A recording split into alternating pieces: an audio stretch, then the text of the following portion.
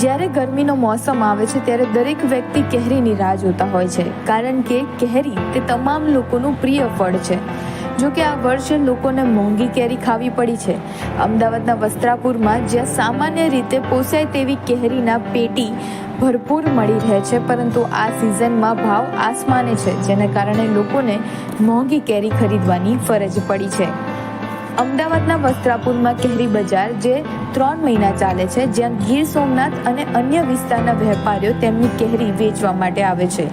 તેઓ આખા વર્ષનો વ્યવસાય આ 3 મહિનામાં જ કરીને જાય છે, પરંતુ આ વર્ષે ભાવમાં નોંધપાત્ર વધારો થયો છે. પ્રતિકૂળ હવામાનને કારણે કેરીના ઉત્પાદન ફક્ત 30% થવાને કારણે કેરીના ભાવમાં વધારો જોવા મળ્યો છે, તેવું વેપારીઓનું કહેવું છે. રામજીભાઈ રવજીભાઈ ચોવટિયા. મારો જિલ્લો ગીર સોમનાથ, તાલુકો તાલાડા. બેન, અમે 10 વર્ષથી અહીં કેરી માટે આવી છીએ અને ઓર્ગેનિક કેરી અમે લોકોને ખવડાવીએ છીએ.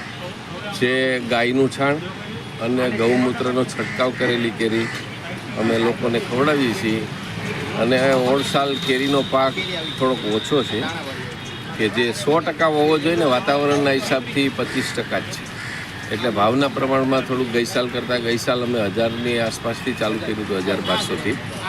અત્યારે 1500-1600થી ચાલુ કરવું પડ્યું છે, કે વાતાવરણના હિસાબથી.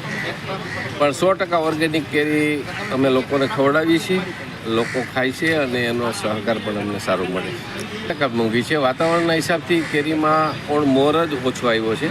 જે 100% આંબો આવવો જોઈએ એની બદલે 25% જ આવ્યો છે, જેથી કરીને ભાવની કમ્પેરમાં તો થોડુંક વધારો રહે છે. અમે તો ફક્ત તાલાળા તાલુકાની ગીરની કેસર લઈને જ આવી છીએ, અમારા પોતપોતાના ફાર્મની, અને ઓર્ગેનિક કેરી જે ઘાસથી પકાવેલી અને ગૌમૂત્ર અને ગાયોના છાણથી પકાવેલી જે અમે લોકોને ખવડાવી છે.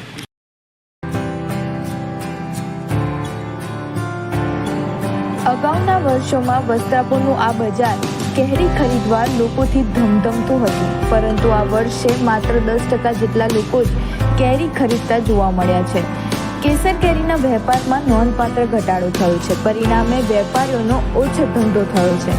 અમદાવાદમાં વાતાવરણમાં પલટો આવ્યો હતો, છતાં કેરીને અસર થઈ ન હતી અને ભાવ સ્થિર રહ્યા છે. જો કે વેપારીઓ વેચાણ વધારવા માટે અને તેમના વ્યવસાયને વધારવા માટે આગામી મહિનામાં કેસર કેરીના ભાવમાં ઘટાડો કરવાની યોજના ધરાવે છે, જેનાથી લોકો આ વર્ષે કેસર કેરી ઓછા ભાવમાં ખાઈ શકે.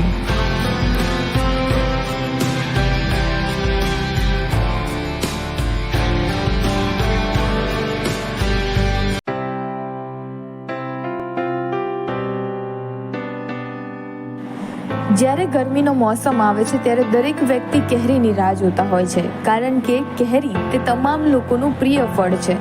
જો કે આ વર્ષે લોકોને મોંઘી કેરી ખાવી પડી છે.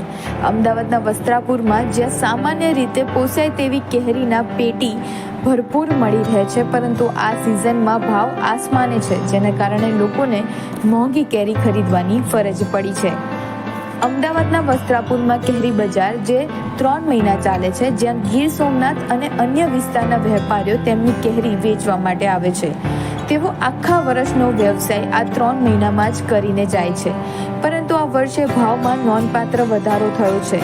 પ્રતિકૂળ હવામાનને કારણે કેરીના ઉત્પાદન ફક્ત 30% થવાને કારણે કેરીના ભાવમાં વધારો જોવા મળ્યો છે, તેવું વેપારીઓનું કહેવું છે. રામજીભાઈ રવજીભાઈ ચોવટિયા. મારો જિલ્લો ગીર સોમનાથ, તાલુકો તાલાડા. બેન, અમે 10 વર્ષથી અહીં કેરી માટે આવી છીએ અને ઓર્ગેનિક કેરી અમે લોકોને ખવડાવીએ છીએ.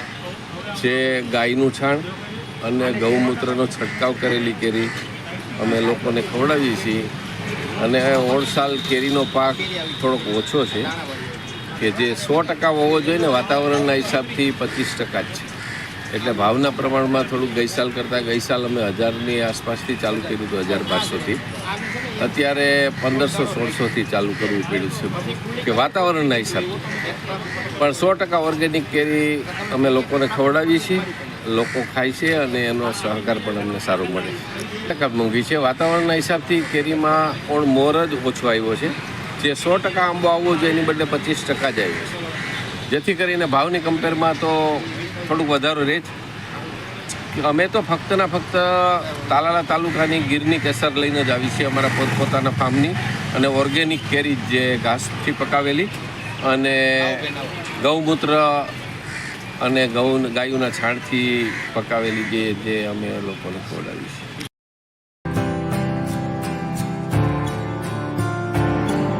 અગાઉના વર્ષોમાં વસ્ત્રાપુરનું આ બજાર કેરી ખરીદવા લોકોથી ધમધમતું હતું, પરંતુ આ વર્ષે માત્ર 10% જેટલા લોકો જ કેરી ખરીદતા જોવા મળ્યા છે. કેસર કેરીના વેપારમાં નોંધપાત્ર ઘટાડો થયો છે. પરિણામે વેપારીઓનો ઓછો ધંધો થયો છે. અમદાવાદમાં વાતાવરણમાં પલટો આવ્યો હતો, છતાં કેરીને અસર થઈ ન હતી અને ભાવ સ્થિર રહ્યા છે. જો કે વેપારીઓ વેચાણ વધારવા માટે અને તેમના વ્યવસાયને વધારવા માટે આગામી મહિનામાં કેસર કેરીના ભાવમાં ઘટાડો કરવાની યોજના ધરાવે છે, જેનાથી લોકો આ વર્ષે કેસર કેરી ઓછા ભાવમાં ખાઈ શકે.